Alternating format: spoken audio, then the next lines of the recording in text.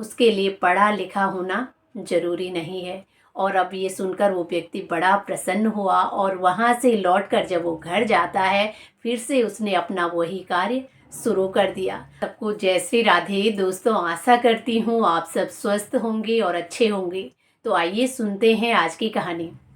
एक बार एक व्यक्ति बड़ा गरीब और अनपढ़ था, लेकिन उसने एक बार किसी से ये बात सुनी कि हमारे जीवन की असली संपत्ति जो है भगवान का नाम सुमिरन करना है।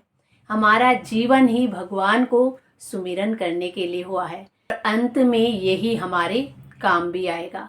और इस बात का उस व्यक्ति पर बड़ा गहरा प्रभाव पड़ा।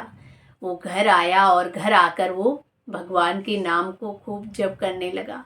उसको भगवान के नाम का जप करने का कोई नियम नहीं पता था, लेकिन फिर भी उससे जितना होता था और जैसे होता था वो भगवान का खूब सुमिरन किया करता। सच्ची भक्ति और निष्ठा के साथ भगवान को याद किया करता था।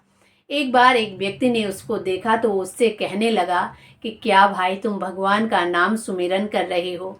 तुम्हें भगवान के नाम को जप करने का कोई नियम पता तो है नहीं, ऐसे ही भगवान के नाम का जप कर रहे हो। नहाते धोते तुम कभी हो नहीं, पढ़े लिखे हो नहीं, क्या ऐसे लोग भी कभी भक्ति करते हैं? तो ये बात सुनकर वो व्यक्ति बड़ा दुखी हुआ और अब वो व्यक्ति बड़े दुखी मन से सोचने लगा कि सच में मैं कोई पढ़ा लिखा तो हूँ नहीं, मेरे पास इतना कोई भी ज्ञान नहीं है और भगवान के नाम का तो मैं जप करता हूँ, पर सच में मुझे इसका कोई नियम पता नहीं है। वो बड़ा दुखी हुआ और कहते हैं कि वो एक बार तुलसीदास जी के पास जाता है।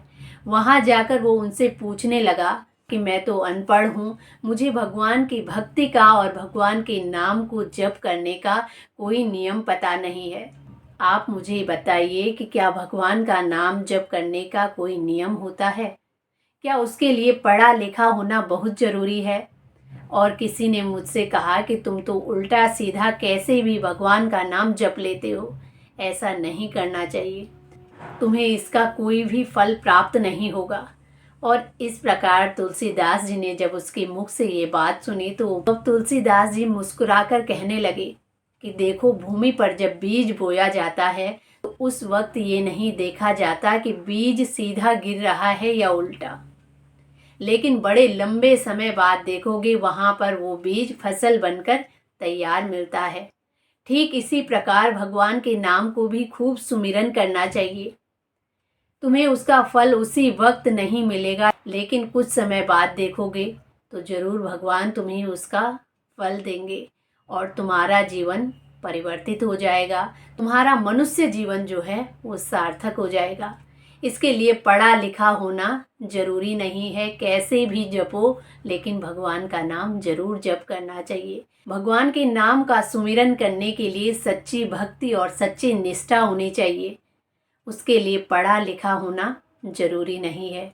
और अब ये सुनकर वो व्यक्ति बड़ा प्रसन्न हुआ और वहाँ से लौटकर जब वो घर जाता है फिर से उसने अपना वही कार्य शुरू कर दिया। अब वो और भी अच्छे से सच्ची श्रद्धा और भक्ति के साथ भगवान के नाम का जप करने लगा। तो दोस्तों, ये थी आज की कहानी। आशा करती हूँ आप सबको भी पसंद आएगी।